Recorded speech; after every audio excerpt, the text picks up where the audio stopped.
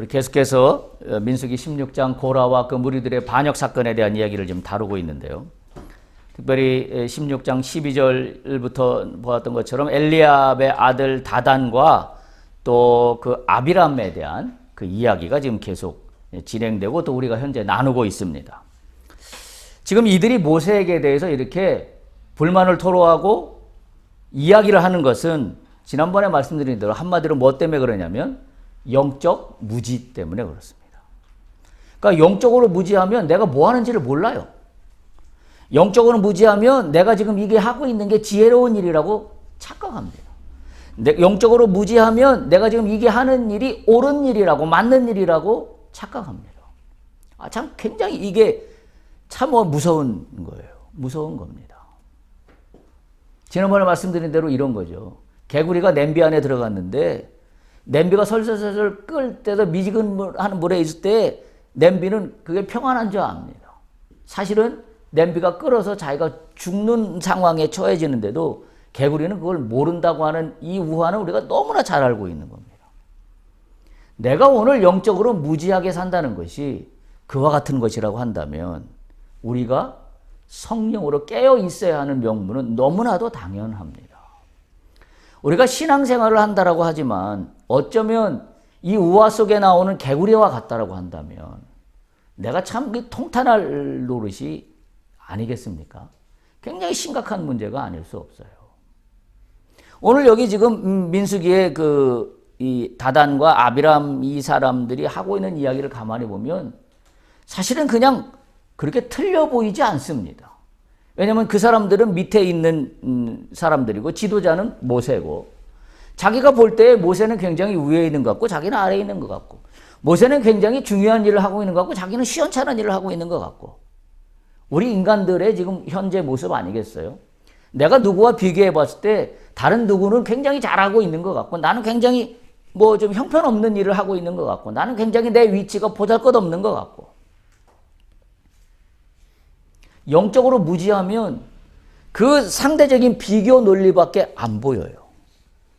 그래서 우리는 늘 뭐에 빠져 사냐면 누구와의 비교, 누구와의 상대적인 거에 의해서 늘 거기에 빠져서 살아가요. 그게 영적으로 무지한 겁니다. 하나님은 우리를 어떻게 부르셨어요? 우리를 귀한 당신의 자녀로 한 사람 한 사람 부르셨어요. 거기에는 소위 우리가 세상에서 판단할 때 능력이 좋은 사람한테는 하나님이 더 큰 어떤 사랑을 베푸시고 우리가 세상의 눈으로 판단할 때 조금 능력이 없어 보이는 사람은 하나님이 그 사람을 좀 덜 사랑하시나요? 우리는 그렇게 착각해요. 그러니까 영적으로 무지하다는 게 단지 내가 영적으로 뭔가 잘 모른다라는 사실로 끝나는 게 아니라 이건 굉장히 심각한 도전과 위협이 되고 있다는 사실입니다. 지금 본문의 민수기에 나와 있는 이야기는 바로 그와 같은 이야기가 지금 진행이 되고 있습니다. 한마디로 이 영적 무지 때문에 가져오는 건데 그래서 오늘 제가 나눈 말씀도 지난 시간에 이어서 너의 향로를 여호와 앞에 가져오라. 이 두 번째 말씀으로 이어집니다. 너의 향로를 여호와 앞에 가져오라. 다단과 아비람의 그 모세에 대한 반역의 명분은 한마디로 자기 논리였습니다. 하나님의 논리가 아니라 자기 논리. 이 자기 논리는 내가 생각할 때 옳다는 거죠. 내가 생각할 때 이게 맞다는 거죠. 내가 생각할 때 지금 이 선택이 옳다는 거죠.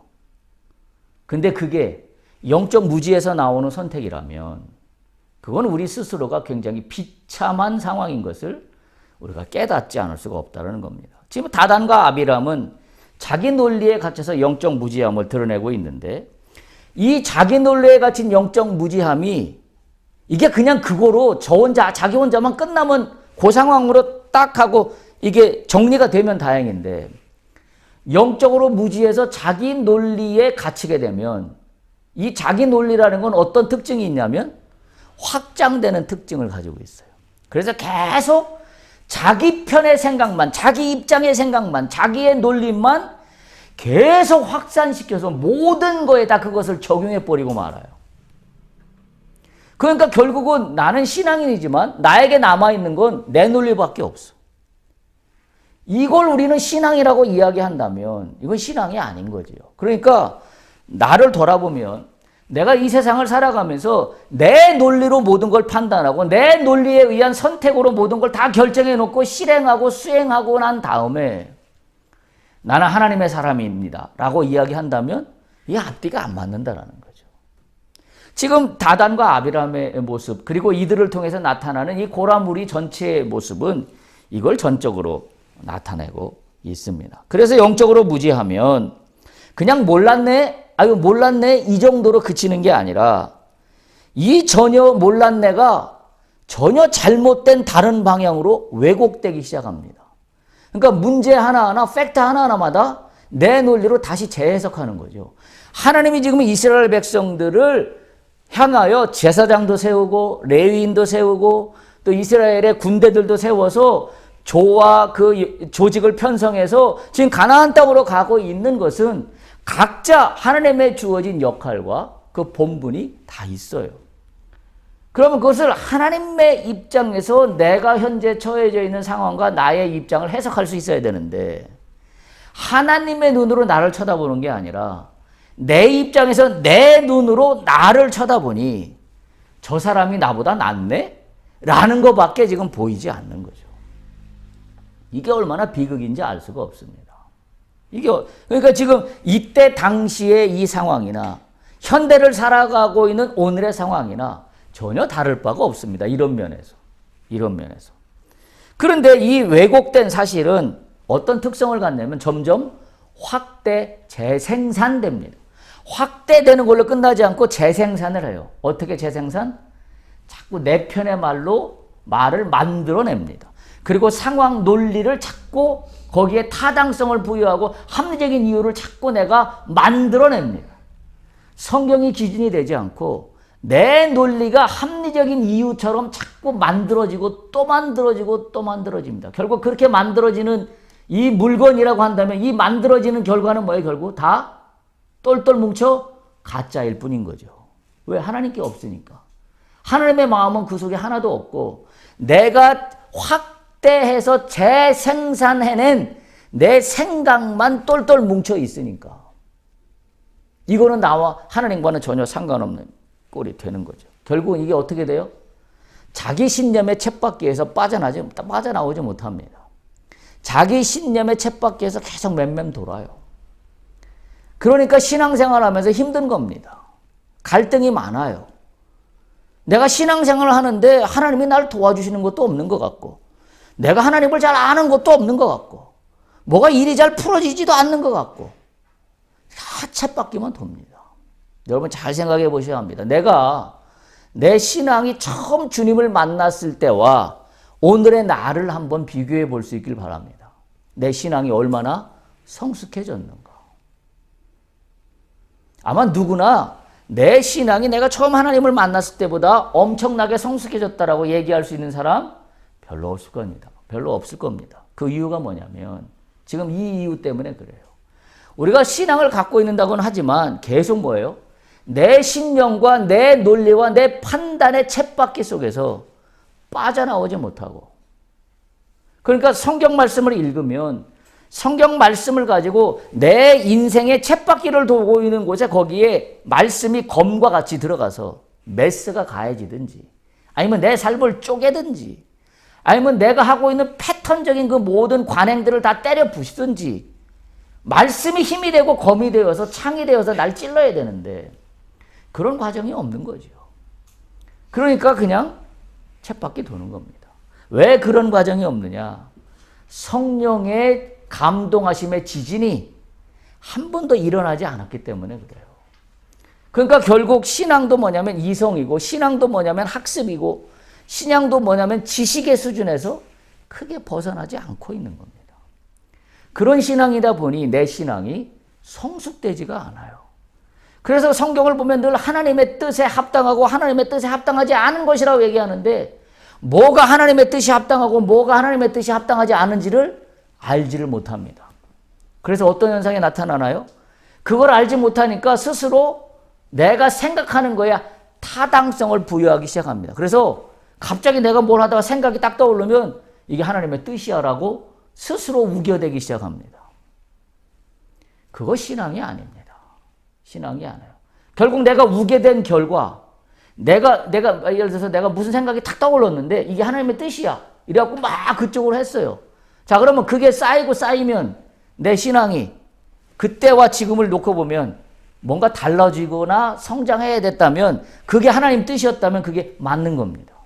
그런데 우리를 솔직히 놓고 보면 내 속에서 내가 이거 하나님 뜻일 거야라고 했는데 그 시간이 지금 한창 경과했는데 그때나 지금이나 내 신앙의 별반 달라진 게 없고 삶의 변화가 별반 달라진 게 없다고 한다면 그때 그것은 하나님의 뜻이 아닌 겁니다.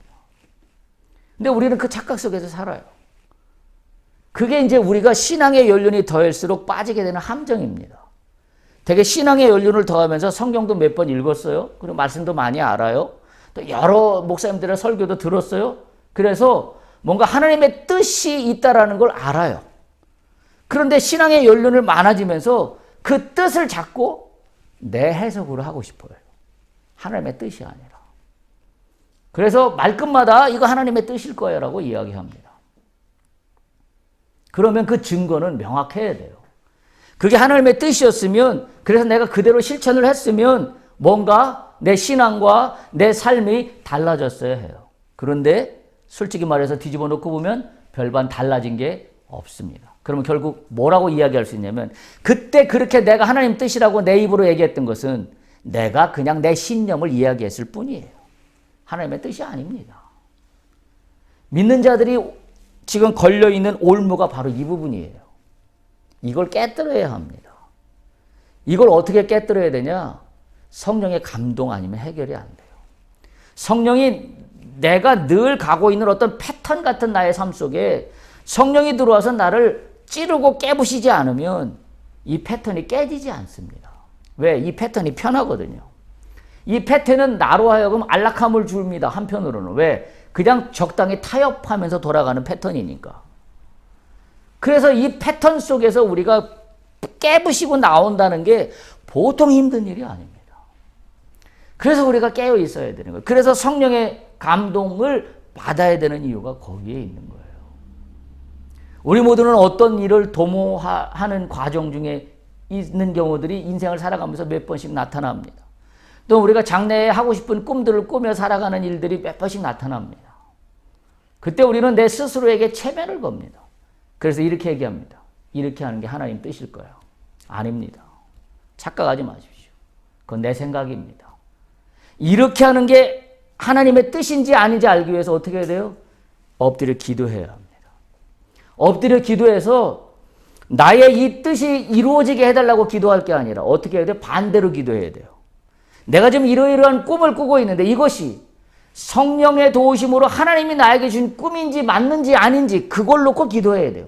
지금 이게 문제가 생겼으니까 이걸 이루어 주십시오라고 기도해야 되는 게 순서가 아니라 나에게 이런 마음이 있는데 이게 하나님 뜻인지 아닌지 알게 해달라고 기도해야 합니다. 그러면 어떤 일이 일어나나요? 하나님의 놀라운 일들이 일어나기 시작합니다. 전혀 생각하지 않았던 답을 하나님이 주셔요. 그건 내가 처음에 이 문제를 놓고 기도했을 때와는 전혀 다른 국면으로 나를 이끌고 갑니다. 그게 성령의 감동하심이에요. 우리가 이걸 꿈꿔야 되는데 많은 신앙인들이 이걸 꾸지 못하고 갇혀 있어요. 어디에? 자기 세계. 자기 세계. 정말 또 제 얘기를 해서 죄송합니다.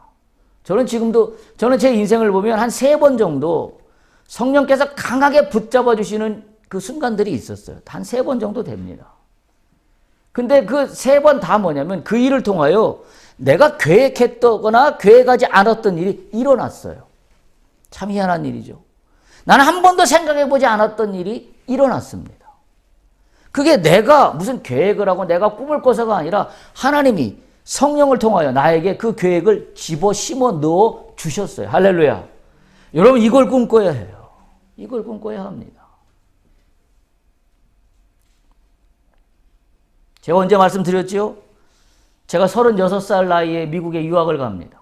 아주 늦은 나이지요. 다른 사람들에 비하면. 제가 왜 유학을 갔는지 아세요? 저는 유학 가려고 한 번도 꿈꿔본 적이 없습니다. 왜? 저는 유학하고 관계가 없는 사람이라고 여기고 살았습니다. 왜? 아버지가 일찍 돌아가셨고 어머니, 홀어머니 혼자 밑에서 형제도 없이 자식은 저 하나입니다. 제가 무슨 유학을 갑니까? 어머니 혼자 계신데 형제도 없는데 어머니를 혼자 여기다 놔두고 제가 유학을 가요? 저는 한 번도 생각해 본 적이 없습니다. 근데 그때 새벽 기도 시간에 기도를 하는데 갑자기 저에게 성령께서 말씀하시죠. 미국 가라는 거예요. 제가 이걸 어떻게 설명해야 합니까? 제가 계획한 일이 아닙니다. 저는 한 번도 생각해 보지 않았어요. 그래서 저는 토플도 공부하지 않았고 대학원에서 필요한 GMAT라고 하는 GMAT라고 하는 경영대학원 가려면 보는 또 특별한 시험이 있어요. 그것도 뭔지도 몰라요. 저는 준비해 본 적도 없어요. 토플도 준비 안 했으니까요. 근데 뜬금없이 미국을 가라는 거예요. 기도하는데. 그래서 제 인생이 바뀝니다. 저는 그래서 그때 회사 다닐 때인데 회사에 사표를 냅니다. 그리고 그 저에게 주신 성령의 감동에 저는 순종합니다. 그래서 미국으로 유학 가는 일이 이루어집니다. 이거 어떻게 설명할 수 있어요? 설명할 수 없습니다. 이걸 뭐라고 설명하겠어요? 성령 안에서 꿈꿀 수 있기를 축복합니다. 할렐루야. 우리 모두는 미래에 대해서 계획하고 있어요. 그 미래가 뭔지 모릅니다. 우리는 꿈을 꿔야 돼요. 뭐라고 꿈을 꿔요? 주여, 성령의 은혜로 하나님이 원하시는 내 인생에 대한 계획을 꿈꾸게 하시옵소서. 꿈꾸게 하시옵소서. 내가 그러면 그 하나님이 알려주시는 그 계획에 내가 순종하겠나이다. 우리가 이 꿈을 꿔야 해요. 이 꿈 꿀 때 그 인생 속에 하나님이 인도하시고 붙잡으셔요. 하나님이 붙잡으신다고요. 제가 말씀드렸죠. 믿음은 하나님이 붙잡으시는 거예요. 내가 무엇인가를 이루어내는 공로탑이 아니라고요. 내가 무엇인가 이루어내는 공로탑이라고 여기니까 믿음이 성장하지 않아요. 옛날 믿음이나 지금 믿음이나 그놈이에요. 똑같아요. 근데 이 세계를 경험하면 믿음이 뭔지 압니다. 그래서 오히려 뭐예요? 나의 믿음을 쌓기 위해서, 나의 믿음을 크게 하기 위해서 뭔가 공도를 쌓는 일을 그만두고 뭐에 더 초점을 맞출까요? 주님을 만나는 거예요. 뭐에 더 초점을 맞출까요? 성령께서 나를 붙잡아 주시는 거에 신앙의 초점을 맞춥니다. 방향 전환입니다. 방향 전환. 방향 전환이 되면 인생이 바뀌어요. 여러분, 성경에 있는 많은 사람들의 이야기는 그 이야기를 하고 있습니다. 아브라함도 그렇고요. 야곱이도 그렇고요. 요셉이도 그렇고요. 바울도 마찬가지고요.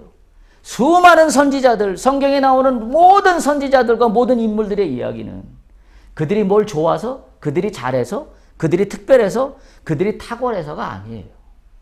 하나님이 붙잡아 주셔서. 할렐루야. 주님이 붙잡아 주셔서 주님께서 내가 너를 쓰겠다고 하시기 때문에 그들 인생에 그게 일어난 것 뿐입니다. 근데 어떤 게 차이가 있어요? 그들은 그거를 붙잡았어요. 하나님이 나에게 주시는 성령의 감동을 붙잡았어요. 그래서 그 인생의 트랜스퍼가 일어난 겁니다. 그 하나님이 붙잡아 주시는 감동을 붙잡지 않은 사람들은 결국 어떻게 됐어요? 죽음입니다. 성경에 이름도 없습니다. 사라져갑니다. 사라져가요. 참 놀라운 그런 이야기들이 아닐 수가 없습니다. 오늘 다단과 아비람이 모세에 대해서 제기하는 이 반기는 이런 겁니다. 모세가 자신들의 헌물로 가져온 것을 가로챘다는 거예요. 오늘 성경에 보면 그 말씀이 쓰여져 있습니다. 15절에 보면 쓰여져 있어요. 자기들의 헌물을 가로챘다는 거예요. 또 모세가 헌물을 올린 사람들에게 손해를 끼치게 했다는 겁니다. 그래서 15절에 보면 나는 그들의 나귀 한 마리도 빼앗지 아니었다고 모세가 하나님께 항변합니다. 변호합니다. 결국 이들이 뭘 얘기하고 있나요? 모세가 우리 헌물을 가로챘다고 얘기하고 있는 거예요. 어떻게 된 거예요? 팩트가 아닌 걸 팩트로 둔갑시키고 있어요. 뭐가? 영적 무지가. 영적 무지로 인한 자기 논리가. 팩트가 아닌 걸 팩트로 둔갑시키고 있습니다. 사실이 아닌 걸 사실로 바꿔놓고 있어요. 둘러치게 하고 있습니다. 왜 그런 일이 발생할까요? 내 논리 때문에 그래요. 내 욕심 때문에 그래요. 그래서 내가 이렇게 해야 나한테 유리할 것 같아서 자꾸 나를 그쪽으로 몰아붙이는 거죠. 몰고 가는 거죠. 내가 내 스스로를 합리화시키기 위해서 그쪽으로 자꾸 몰고 가요. 그리고 스스로 체면을 겁니다. 이게 맞는 이야기야. 이게 맞을 거야. 이게 옳은 이야기야. 보세요. 영적 무지가 얼마나 무서운 결과들을 지금 나를 통하여 끌고 가는지를 우리가 깨우쳐야 합니다.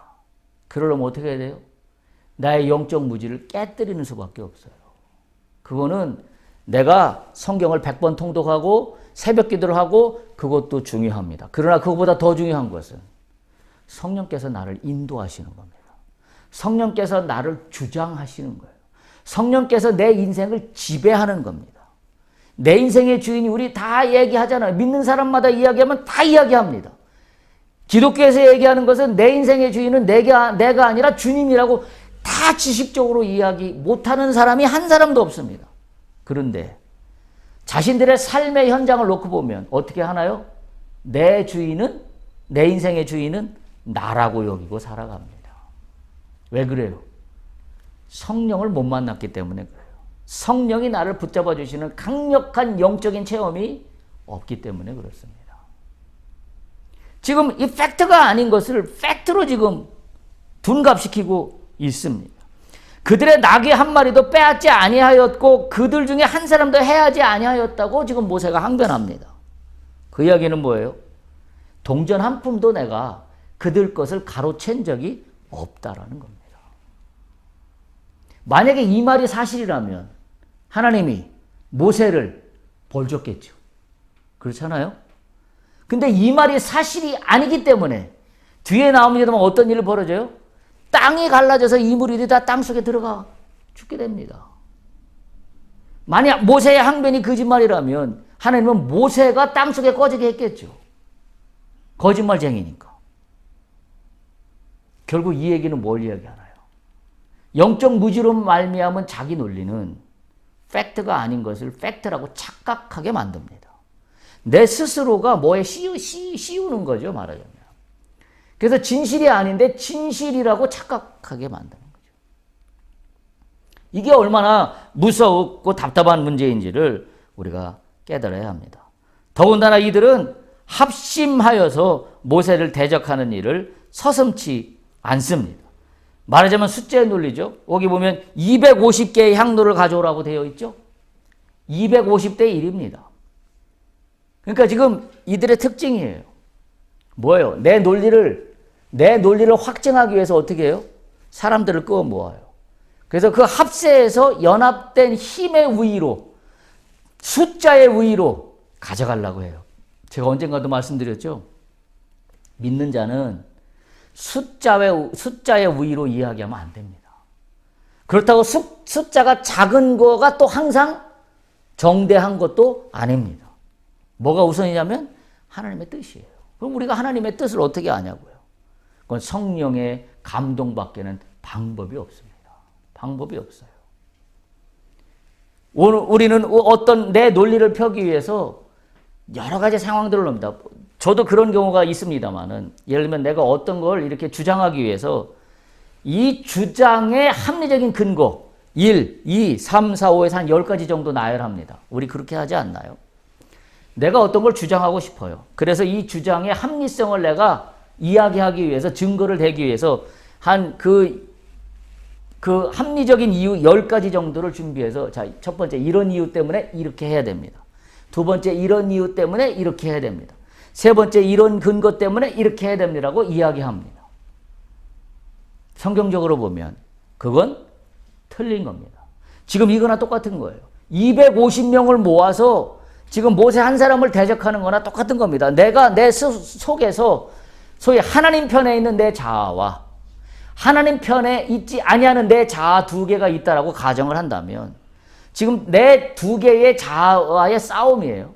하나는 하나님을 믿는다고 하는 믿음의 사람인 내 자아와, 하나님은 세상 속에서 뭔가 합리적인 이유를 추구하는 내 또 다른 자아 사이의 싸움인데, 나는 자꾸 하나님 편에 서 있는 내 자아를 이겨먹으려고 세상 편에 있는 내 자아를 이용하여서 공격합니다. 내가 나를 공격해요. 야, 이거 아니야. 이게 맞는 거야. 라고 계속 내 스스로를 공격하는 거나 지금 똑같은 모습입니다. 영적으로 무지하면 내가 나도 속습니다. 내가 나에게 속습니다. 심각한 이야기입니다. 영적으로 무지하면 내가 나에게 속아요. 그렇잖아요. 어떤 사람들이 뭔가 잘못된 일인 줄 알면서도 불구하고 그 잘못된 일로 가는 사람이 어디 있겠어요? 그건 정말 양심에 털난 사람이죠. 속된 말로. 어떤 사람이 잘못된 길인 줄 알면서도 일부러 그 길을 가겠습니까? 잘못되지 않았다고 생각하기 때문에 그 길로 가는 거죠. 근데 결과는 잘못된 결과로 나타났어요. 결국 뭐예요? 내가 나에게 속은 겁니다. 우리가 내가 나에게 속지 않기 위해서도 우리는 성령의 감동함에 들어가야 돼요. 성령이 나를 주장하시고 성령이 내 생각을 지배하고 성령이 내 말들을 지배하고 성령이 내 생각하는 모든 것들을 내 사고의 모든 체계를 주장하시면 내가 설령 잘 모르는 일을 했더라도 하나님은 그 길을 선한 길로 인도하십니다. 그게 명확합니다. 그게 성경의 진리예요. 바로 그와 같은 영적인 문제를 우리는 심각하게 받아들일 수 있어야 된다는 이야기입니다. 오늘 아람과 다단과 아비람의 문제는 결국 고라 전체의 문제로 확산됐습니다. 혼자만 지금 이렇게 모세에게 대들었다가 지금 250명의 지휘관들을 다 끌어모아 갖고 전체 문제로 확대 재생산되고 있다는 사실입니다. 결국 다단과 아비람이 일으킨 반란의 목적은 단 한 가지예요. 자기도 모세와 같이 지도자의 자리에 올라가고 싶다라는 거죠. 다른 말로 표현하면 권력에 자기가 군림하고 싶다라는 거예요. 자기의 지금 이 역할이 너무 소소하게 보이고 하찮게 보여서 내가 만족하지 못하겠다라는 겁니다. 결국 자기의 욕심에 눈이 가리워져서 결국은 자기 논리로 지금 상황을 악화시키고 있다. 악화시키고. 영적으로 무지하면 내 상황이 악화됩니다. 영적으로 무지하면 내 상황이 악화돼요. 우리는 그걸 잘 몰라요. 지금 내가 이렇게 하는 말이 팩트라고 둔갑하기 때문에 이 말을 자꾸 논리적으로 끌고 가면 문제가 해결돼서 나에게 유리할 거라고 생각하는 거죠. 그리고 악화시키고 맙니다. 악화되고 있다는 사실을 우리가 반드시 기억해야 합니다. 그래서 이들은 이렇게 이야기합니다. 저 사람들을 위해 군림하기 위해서 저들이 저러니 저들이 가지고 오는 헌물을 받지 마시옵소서라고 모세가 15절에 이야기해요. 저들의 헌물을 받지 말라는 얘기는 저들을 하나님께서 저들을 인간으로 취급하지 말라 또는 하나님의 백성으로 취급하지 말라 이런 의미가 아니라 하나님께 나아오는 자는 반드시 예물이 필요했는데 그 예물은 자기의 순수한 믿음의 결정체예요. 근데 거기에 팩트가 아닌 것이 팩트로 둔갑되어 있고 거기에 소위 거짓말과 거기에 진실이 아닌 것이 담겨 있으니 하나님께서 저 예물을 받지 말라라고 모세는 간청을 합니다. 그래서 이러한 문제에 대해서 모세는 세 가지 문제 해결책을 제시합니다. 먼저 16절에 보면 이렇게 해요. 여호와 앞으로 나아오되 먼저 이렇게 돼요. 너희 모두가 제각기 향로를 가지고 여호와 앞으로 나아오라. 향로를 가지고 여호와 앞으로 제각각 나아오라. 그러니까 향로가 자기 각각마다 하나씩 다 있는 거예요. 기억하십시오. 하나님 앞에 나갈 때 내가 들고 가야 될 향로는 내 것이어야 합니다. 다른 사람 것은 하나님 받지 않으십니다. 내 향로를 각각 들고 가는데 세 가지를 말씀하세요. 16절에 보면 여호와 앞으로 나아오되 조건을 이야기하죠. 16절 여호와 앞으로 나아오되 17절 너희는 제각기 향로를 들고 각 사람이 그 향로를 여호와 앞으로 가져오라. 그게 첫 번째. 향로를 가져오되 각 사람이 제각각 자기 것을 들고 오라. 이게 첫 번째고요. 이 조건이에요. 두 번째 여호와 앞으로 나아오는데 어떻게 나아오냐? 18절 앞부분에 있습니다. 향로를 제각기 향로를 가져다가 거기에다가 불을 담고 향을 그 위에 얹어라. 이게 두 번째예요. 향로를 가져오는데 빈 깡통으로 가져오지 말고 그 안에 불을 담고 그리고 향을 그 위에 얹어서 가져오라. 얹어서 가져오라. 그리고 세 번째 나오되 여호와께 나오되 18절 뒷부분에 있습니다. 모세와 아론과 더불어 어디로 나온다고요? 회막문에 서라. 자, 지금 세 가지입니다. 지금 여호와 앞에서 지금 다단과 아비람이 지금 반역을 꾀하고 있는데 이 문제를 해결하기 위해서 세 가지를 여호와 앞에 가져오라고 하는데 세 가지 조건이 이런 겁니다. 첫 번째, 향로를 가져오되 제각각 각 사람이 자기 것 들고 오라. 두 번째, 향로를 가져오는데 빈 깡통으로 가져오지 말고 불을 담고 그 위에 향을 얹어서 가져오라. 세 번째, 가져오는 장소가 어디냐면 회막문이다. 회막으로 오라. 이 세 가지입니다. 이 세 가지에 대한 자세한 내용은 다음 주에 또 이어서 3편으로 넘어가도록 그렇게 하겠습니다. 여러분, 우리에게 여러분은 어떤 향로가 준비되어 있습니다. 여호와께 나아가는데 여호와께 나갈 때 나의 향로는 무엇인가? 나의 향로에 무엇이 들어있는가? 나는 여호와 하나님 앞에 내놓을 향로가 있는가? 라는 문제에 대해서 우리가 오늘 나눈 말씀으로 정리를 한다면 우리가 담아야 될 향로 안에 있는 것은 영적 무지가 아니라 성령입니다. 그렇죠? 영적 무지함을 가지고 향로 빈 깡통만 들고 달랑달랑 하나님 앞에 나갈 것이 아니라 영적으로 깨어 있어서 주님이 저를 부르셨습니까?